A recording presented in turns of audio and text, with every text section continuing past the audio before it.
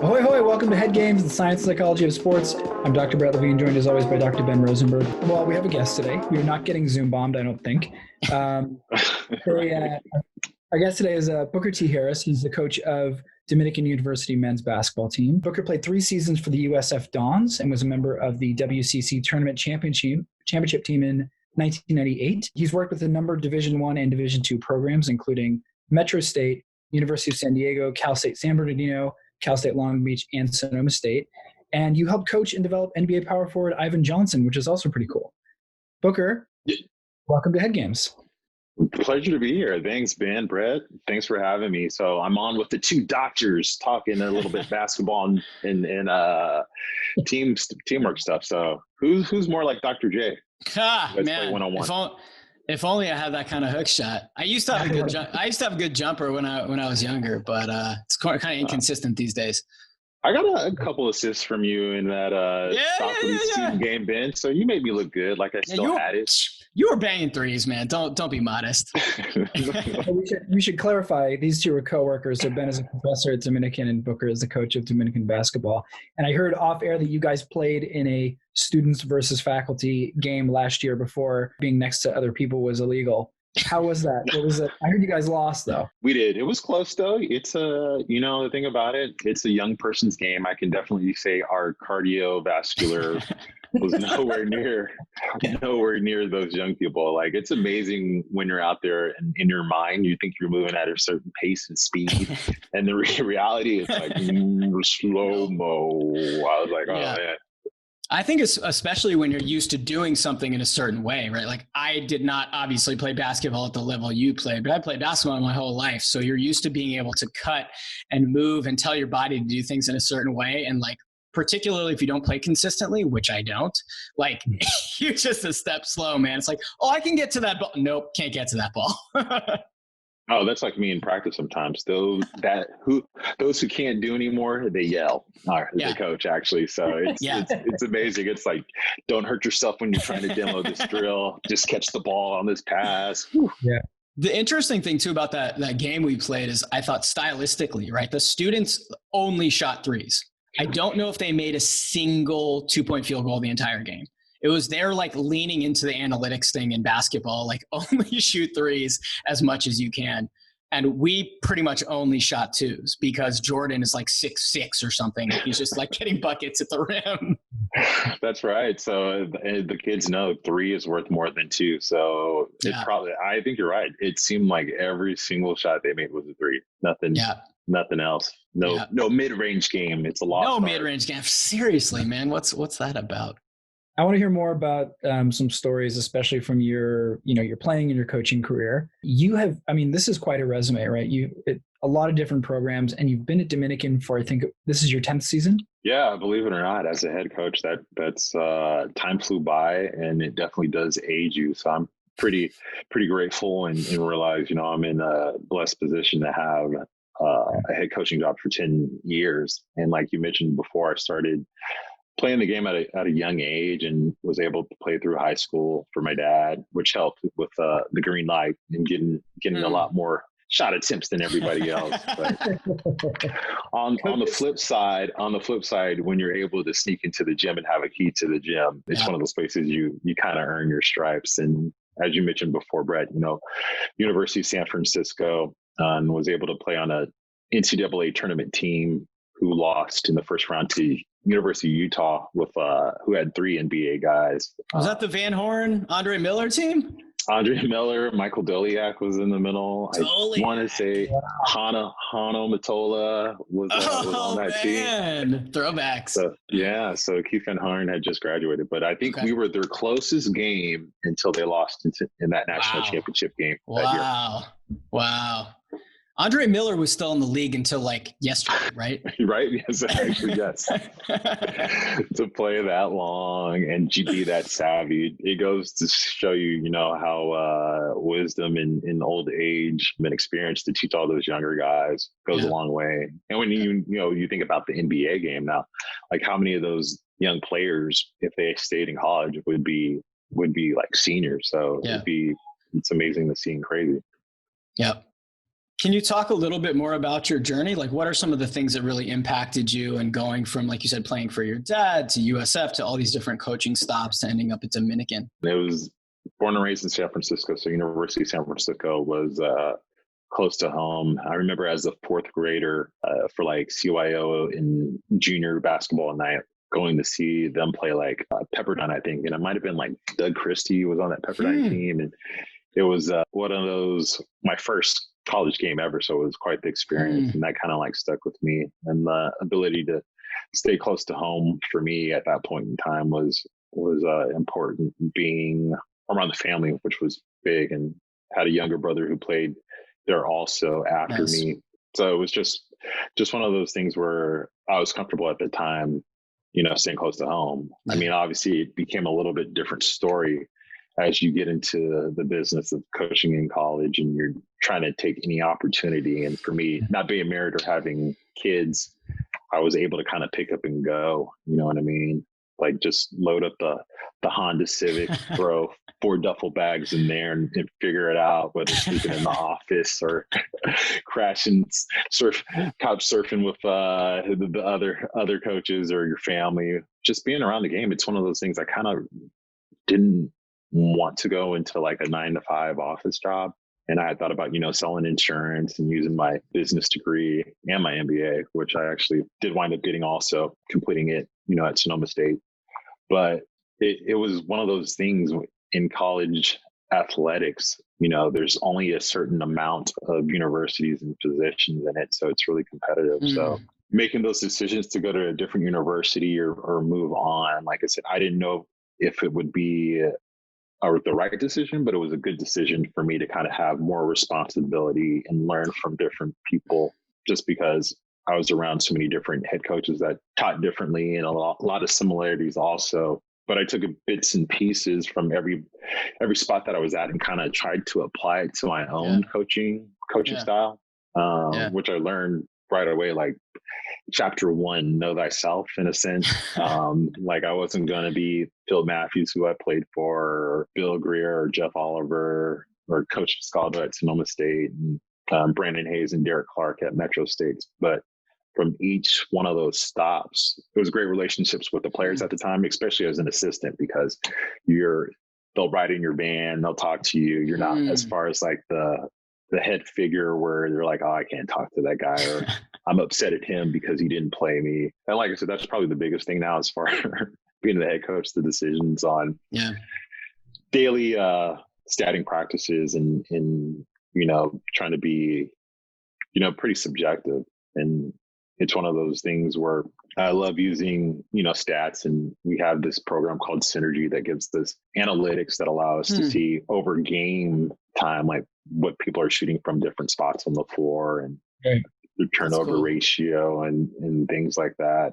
So I guess the long-winded answer, as I should be trying to maybe land the plane in a sense, is like I still wanted to be around the sport. I was competitive. And then most importantly, I just enjoyed being around that team atmosphere and the relationships and the bond that you get with those guys. So, I love how you said, like, through your coaching career, you picked up these little nuggets. And it kind of sounds like you didn't want to be this tapestry of just pieces that you picked up, but you picked some up that really felt, at least the way you described it, that matched your style. So how would you describe like your philosophy and your coaching style now? I'd like to always think that I was like a player's coach, seeing it from the point of view as a player, as far as being out there on the floor and the game, the speed of the game. But I do rely on like what they're seeing out there on what's going on. I'm big on teaching and repetition, because the mother of all skill, is repetition in a sense. Understanding you've been in that scenario, or going through different situations in practice and scrimmages that you can apply when it happens to game time. So it's almost like that deja vu feeling, or even big on like visualizing and seeing things before they happen and watching film and breaking that down too. And like I said, also a little bit coming from like my family. My mom was a daycare preschool teacher. I had my brother also works in the junior college level, so he coaches and teaches. So it's one of those things where I'm also aware and trying to get better at my own teaching methodology, say it, see it, and then have you show me what you've just learned. So kind of similar and a little bit different to, how it is when we were growing up, per se, as far as the coach at that point in time. Like I didn't ask questions. It was like what coach says, you go ahead and do it. And like nowadays it's more one of those things like the student athletes and the players, they want to feel some ownership or involved with it. And the trust factor has to be built through, I guess, like genuine relationships and conversation, knowing that you care about them. So, I mean, obviously they pick the university or come play for you because they do want to continue playing. But now it's a little bit different. They don't walk in there and like, you read my resume, but I don't even know if it even matters to some people. You know what I mean? Because compared to Steve Kerr's or Michael Jordan's, like mine was nowhere near that, as a college basketball player. I was one of those guys who pushed guys in practice and tried to take advantage of the opportunity that I got when I was in a game. And at the end of the day, I know it doesn't work out for everybody, but I was lucky enough playing the NCAA tournament and cut down the nets and beat Gonzaga before they got going on their 20-something year run. And then as an assistant coach, at University of San Diego, beating Gonzaga, beating UConn in the first round of the NCAA tournament, being a part of that staff, and at Metro State and San Bernardino, NCAA tournament runs and losing at the buzzer in a national semifinal game. All that stuff has, been amazing to be a part of, and realizing how difficult that is. Like it's one of those things. Like I said, my brother played at USF also after me, and they didn't make it to the NCAA tournament. I was on the last team that had done that. And, before the Dandy Dons had great runs, Bill Russell, Casey Jones, Bill Cartwright, Quentin Daly, Winford Boynes, players like that. Yeah. So you talked a little bit about building this trust factor with your players, and that seems like a really important thing to you in terms of your coaching philosophy, as you said. How do you go about doing that? I mean, it sounds like you're pretty intentional in the way that you cultivate those relationships with your players. Like, do you have any tried and true methods, or is it just conversation? Like, how do you go about building that trust? Conversation and daily interaction. It's one of those things where they want the same guy every day. And it's one of those things where in between those lines on the court, like I'm pretty intense and deliberate and on you. But once we walk out, it's like I'm one of no, I'm still old fuddy-duddy to them, but I'm one of those cooler coaches that they can sit back and conversate and know that I care about them. So like you said, it is one of those things of being intentional and aware. And at the end of the day, explaining to them, like, although it was many moons ago, like I do empathize with what you're going through. I know your body's hurting, but you have way more better availability to treatments and stuff than I did in that training room with like Normatec recovery, like massage guns, you name it. For me, it was like, here, take this ibuprofen, jump in this cold tub. Yeah. And if I really wanted to treat myself at home, my mom would send me some Epsom salt and I'd pour it in there. So you've talked about the coach that you've become.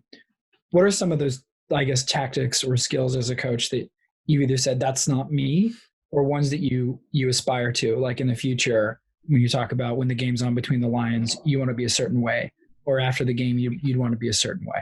I'd say probably, sweat equity with them when you're in practice. Like if it's one of those things where on occasion I have hopped in, a couple drills or 4-minute scrimmages. I'm huffing and puffing. But I think they respect the fact that I'm trying to do it with intensity and play hard. Kind of like the whole thing of now it's a little bit different because it's air high fives and touches and fist bumps. But before it was one of those things where I was trying to be like Steve Nash. And I'm sure you guys have heard, like, I think they did some study where he had a ridiculous amount of high fives and interactions with his teammates when he was in Phoenix and probably wherever he was, that type of deal. And so it's one of those things where I learned, just hanging with those guys off the court, whether it's stopping by Caloriga, the cafeteria, to go eat with them, long road trips in our conference. We play in Hawaii, in Southern California. And before we used to play in Arizona and Utah. So when you're in your van ride, stopping for lunch, joking with them, and then not taking the game so seriously, as far as when mistakes happen, it's one of those things. I try not to necessarily go berserk or freak out in practice when Ben throws the ball away, because everyone saw that he had a turnover and mom and dad are there. So it's like, here you go, move on to the next play. But if it keeps happening, it's come sit next to me right here on this pine. But like you said, players, you earn your trust by what you do day in and day out. And so one of those things, they kind of have a longer window of trust and being able to play through mistakes compared to where you're at. Maybe as a freshman, there's not that because you haven't been in the program and you don't know the expectations or how you should play. Like when you first walk through that door, like, no, it's great that you're playing hard, but we all play hard. That's just getting your foot in the door. So you don't want them to get confused for activity, for achievement, because you still do have to produce, in that point in time. Yeah. What does it take to make the NBA? What does it take to make the NBA? I've got aspirations, man. I know school's over. I'm just looking for, the next step. Well, Brett, I hope you have a good financial advisor so you could buy a team.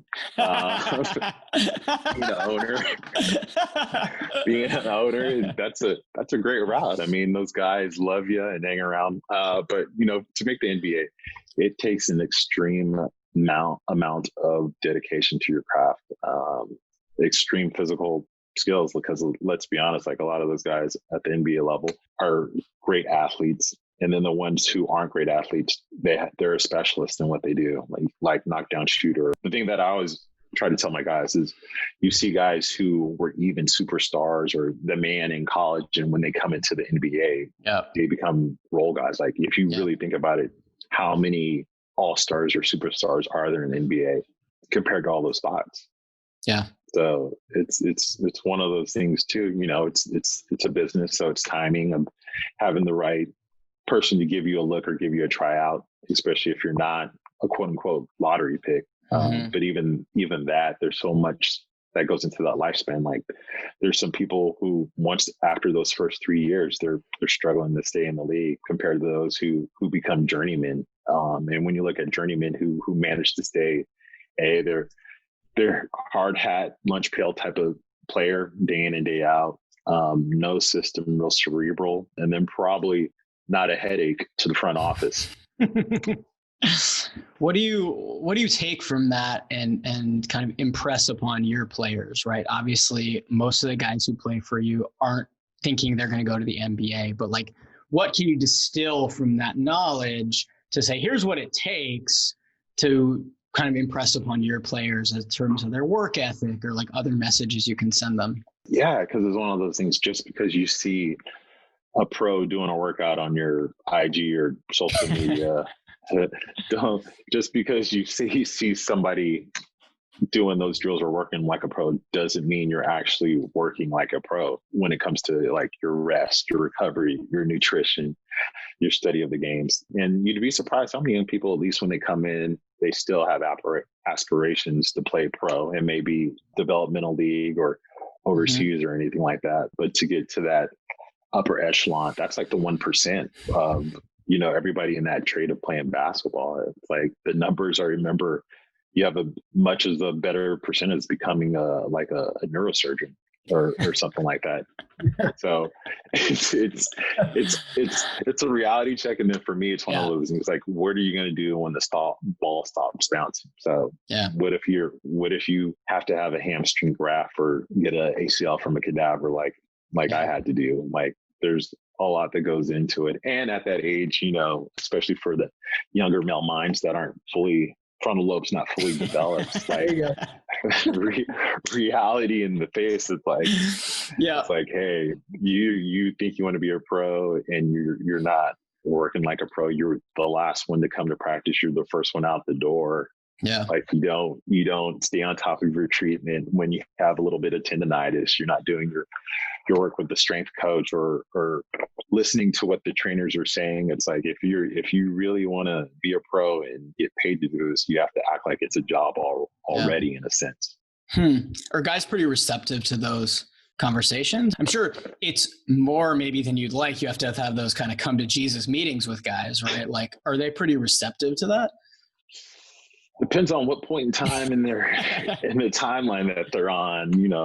Freshman year, usually not. Writing is on the wall. Usually, I think for a lot of players, senior year, like you kind of have an idea, like, hey, maybe I do have a chance to go for it and keep playing, or it's like, wow, I better prepare to get this internship and figure out what I want to do. But just, I imagine, like with anything else, since you both are around young people and habits and how they look at things, and like Ben being a professor, at Dominican with me, like I'm sure there's some students who get it and some who don't. Yep, no doubt. They're all in Ben's classes. It's basically all of Ben's class. Just doesn't. All of them just don't. No, that's not true. You're right. I mean, I think it's an interesting split. It's almost like it really is kind of dichotomous. Like there's a group who just clearly get it, and there's a group who just clearly don't. And it's always, how do you move the group that don't get it into the category of getting it? And it's hard enough for me, but I mean, you're dealing with, I think, a slightly different subset with guys in athletics. And that's just maybe a slightly different problem to have. No, yeah. Oh, it is a different problem. Like I said, as far as, the group as a whole, like every year I've always had a great group of guys. I mean, I'd say the biggest thing, like you mentioned, is like some who struggle to understand and comprehend and really show the growth and the movement towards that pendulum. And then the ones who are already grounded. So I actually have a great project for you, Dr. Ben. So since you said half your class is that way, so either two things: I got to start sending them to enroll in your class, and then secondly, have you come and pepper our guys with thoughts. Pepper them. I'd love to, man. That'd be fun. You'll get me out there to clang some shots with the rest of your guys off the rim there too. that might help. That'll help with our rebounding drill, since the last year we were in the negative. We were minus, which is not as you can imagine, if you're not shooting a great percentage and getting out rebounded, the analytics will probably show you're not. This is not a the show result that you want. This is a show about sports psychology. We mentioned empathy. I like the idea of analytics, and I think we spoke briefly earlier about it. You have this program that spits out shooting percentages or whatever it may be about your players and your team. How much of that weighs into what you do? And do you have any statistical advantages compared to your competition? Is there something in terms of analytics that gives Dominican an edge? Not right now, because at my level Division II, like I'm limited in my staff. But if it was one of those things, by far, I'd probably have a young intern or a kid looking at like, okay, every time I wear my lapel of our logo, and then I put this player in this spot on the floor, like what is our percentage? So it's a little more different, right? It's a little more difficult, but so there's stuff that I use, day in and day out, and then that I see objectively in front day in and day out on, are you really kicking this person's butt in practice, to say that you need minutes, all right? If Brett is our most efficient offensive player according to this, and he's playing this many minutes, and you should play, whose minutes then should you be taking? Yeah. Because there's only five positions on the floor, and there's 200 minutes in this game. Right. So you have to be productive, and productive doesn't mean necessarily making points. It means whether you're getting deflections, whether your assist to turnover ratio is there, whether you're rebounding per minute at a high level. Those are things, that I would love to get more into. And I've talked to a couple other Division I coaches who do use that. They enjoy it too. But like I said, unfortunately, like right now, the manpower so not there, so it's a little more difficult. So yeah, we had Reggie Walker on the show like a month or two ago, former NFL player, and he really blew our minds when he said that professional sports is not a meritocracy. It does not matter how good you are. It Snakes, comes down he to, said. It's politics, right? It's like whoever's closest with the coach. This is going to go on the internet, and I know you can't be completely honest, but like, I'll shoot you straight. Yeah, shoot me straight. Like, do you feel like politics is part of it, or like when you look at the analytics and say, look, this guy's got the best shooting percentage here, this guy here, I got to bench this guy, or do you really feel like there's a subjective pull to the decisions that you make? Oh, for me, it's subjective. It's one of those things. If you could punt that thing in from 80 feet away on a 90-foot court, I think I'd probably play it because I know what I'm going to get from you. I can see, maybe at those higher levels, like it's one of those things because you got your agent vying for you. Like, hey, we're forking out $5.5 million a year for you to perform. You're part of our ticket sales. They want to come see this person play. Luckily for me, at the college level, it's a little bit different. And I like to think it's still a little bit more one of those things where over time, guys grow into their role. Like, and the thing I tell everybody, like for most scenarios for me, as much as I would love, I probably don't have a blue chipper who's a one and done coming to a Division II. It's the reality. But like I said, when you get program guys who are there for 14 years old, my money is that, 18-year-old Brett is going to lose probably most of the time to 22-year-old Brett after being in the program for 4 years. So for me, it's one of those things like you produce day in and day out in practice, and it's, unequivocal that your teammates know, everybody knows that you're taking that person's minutes or job, or that you should be on the floor. It should be pretty resounding. So it's pretty meritocratic, right? Like you perform consistently, you're going to get to play. Oh, for me, yeah, because I want the same guy every day. It's not one of those things where, all right, so I have my good lip socks on today. Brett complimented me on those the last 2 times, and he actually shot 50% of those games. So guess what, Brett? I'm wearing the socks tonight. You're starting.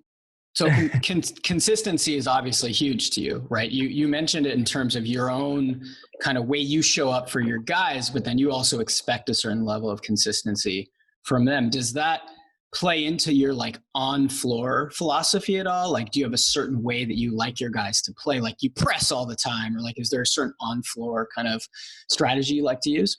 I think it changes year to year, because one of those things where as much as I would love, sometimes the talent that you have dictates on what might be efficient. Like if we aren't very deep, I probably want to be selective in how much I press compared to if I was like, okay, we're 10 deep this year, so we're going to go platoon. We're going to go 5 and 5 every 3 minutes and just wear teams down and tire you up that way and try to create defensive havoc and get more possessions. Or I might have a group that year where we're not as deep and I want to kind of control the pace of the game. So I don't want to say take the air off the ball, but we're more deliberate in what we do as far as, possessions and taking care of the ball and shot selection, compared to one of those teams where maybe you're deeper and you can need to get up more shots. So you have more rebounding opportunities and more chances to get easy baskets and everything like that.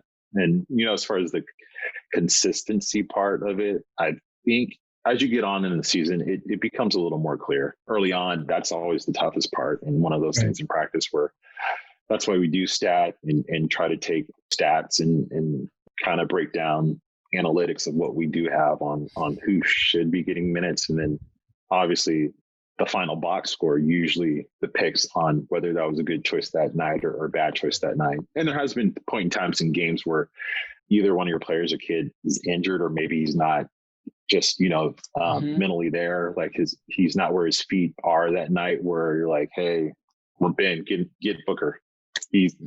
Something's wrong tonight, so it's your turn. So you better take advantage of that opportunity. So, and then hopefully maybe you could be Lou Gehrig and take care of Wally Pipp's job. There you go. Very complimentary. Among everything that I'm sure you're juggling, although you have a tremendous amount of experience, and I think you have a tremendous amount of experience with this program as well, being there for 10 years.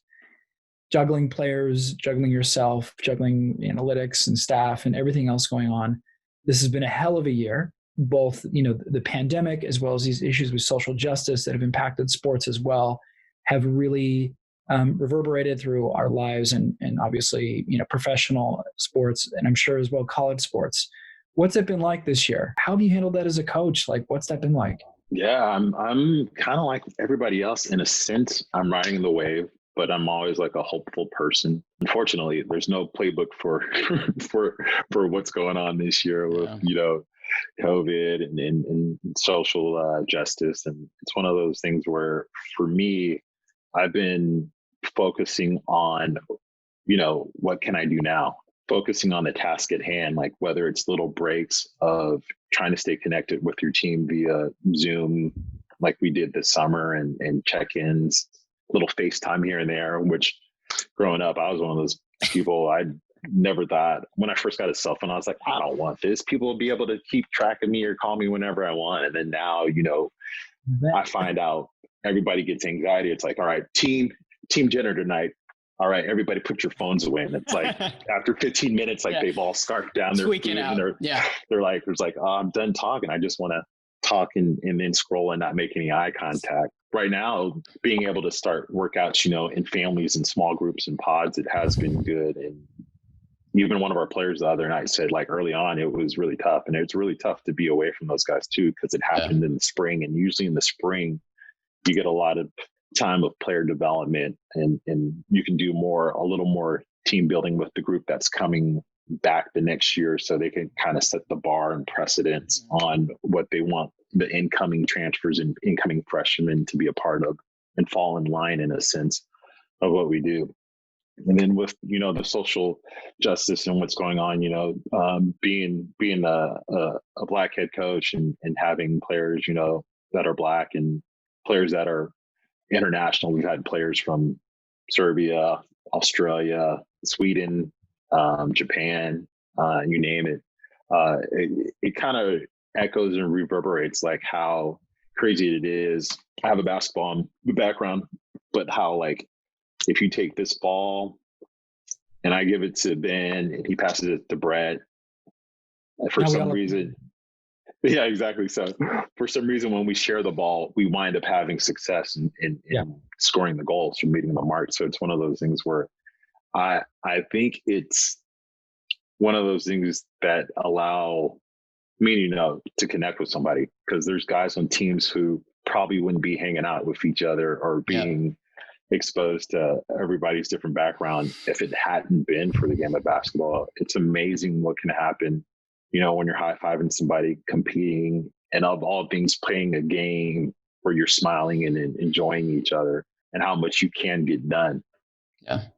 Yeah. We've talked about this before on our show, but it seems to me that sports, barring what Reggie Walker said about people being snakes in professional sports are maybe one of the only true meritocracies, right? Like, you get a bunch of guys together who are from different backgrounds, and if you're good, you are going to play and you're going to get the ball, and people aren't going to hesitate to pass it to you if you look differently or you're from a different place, if you're going to know what to do with it once you do get the ball, right? And I think that you hit that so nicely. This sports play such an important role in combating some of this stuff and really having these conversations that we've been having over the last many years, but really have become prominent over the last several months.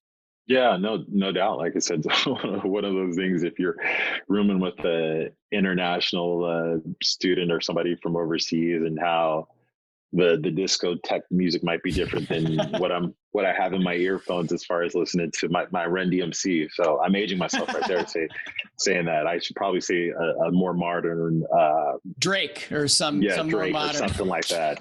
So that's the unique part about it, like you said. And then, like I said, I know those guys hang out on the weekend with each other, and they open up their homes when they do go home. Like, their parents will be like, oh, if such and such can't go back home during the holidays, come have them stay with us, because it's a long flight back to Australia or Serbia. So it's one of those things where they get to hang out and kind of, learn about each other. And it's always amazing to me to see, whether it's on an airplane flight or a long trip, how guys are interacting with each other and giddy, especially at the college level, where it's not so business-like, and how, like, you'll be packed in a 15-passenger van or something like that, and then you see guys knocked out with laying on each other, this and that, and then waking up and just interacting. So that's the beauty of team and being around each other and all the synergy and chemistry. And the thing about it, like, those guys are going to have stories like 20 years from now, they'll have their own families, this and that, and somebody's going to say, "Oh, you remember that moment when Coach wasn't happy, so he rolled the balls out, and we had to run our gut busters in championship run, and then Brett was like, I don't think I can see help. I got to stop." Sounds like me. Yeah, that does sound like you. Well, the cool thing too, Booker, about like what you're talking about is backed up by the research, man. Like, there are studies that show that these kinds of experiences that players have on teams together are lifelong, right? And like, they carry these lessons with them of like acknowledging people's differences, but realizing that they aren't meant to split us apart, right? And that they reduce things like prejudice and bias and all this stuff. So it's like you really are doing a true social justice service here by coaching these young men and allowing them to be together in that way. Yeah, it's something I don't take lightly. Like, I know I'm blessed in a great position. And it's one of those things where they're making memories together that they'll never forget. So some days when you're trying to get in shape and in the weight room and then running, it does seem like shared suffering. But it's one of those things where, are you pulling your teammate along with you? Like, Ben, you made me better today just because I was a freshman. And you're like, come on, man, we need you to pull your weight. There's more in you. Or coach saying that to him too. It's like, hey, and I think that's probably the biggest unique thing when you recruit all these guys from different backgrounds and having the vision of how a great team looks like. I know we mentioned a little bit, about like synergy and chemistry on what's that going to look like. Are they running over to pick each other up if they take a charge or there's a loose ball? Are they being positive? Are there still tight huddles when we just had a bad call against us or now we're down 3? Like, how's their body language the last minute of the game? Like, are they intent? Do they trust each other? Or is one person going off on his own tangent thinking that he has to save us tonight? You know what I mean? Right. I don't know if it's your personality or just the experiences you've had, but you just have this warm, like, great presence about you. I'm sure your players are lucky to have you. Obviously Dominican is lucky to have you. And we've been lucky to have you today, man. Thanks so much for coming on the show and spending some time with us, imparting some of your knowledge as a coach, as a player, as a human being. Nothing but the best wishes for you, man. No, thank you so much. It was an honor and a pleasure to be here. Like I said, once I found out that you guys did do a podcast and everything like that, I started cramming and listening to it. I was like, oh, it's not bad. So there was some good stuff and a lot of things for me to, pick and kind of implement on my own that I think I might work and try. So like I said, it also benefits me. So I'm excited that you guys even thought of me. So especially Ben, working on campus, and hey, this is a great thing that you guys are doing. Thanks. Booker. Well, now you are part of that library. Yeah, you're in there now, man. You're on Twitter at Booker T. Harris. Is that true? That is. So I think that's what I created when I first made it. Obviously, also for those of you that are listening or watching, please rate and subscribe where applicable. Thanks as always to our editing team for putting together today's show. You can find us on Twitter at HeadGamePsych. You can find me on Twitter at Dr. Brett Levine. You can find that guy on Twitter at BD Rosenberg, PhD. And thanks as always for tuning in.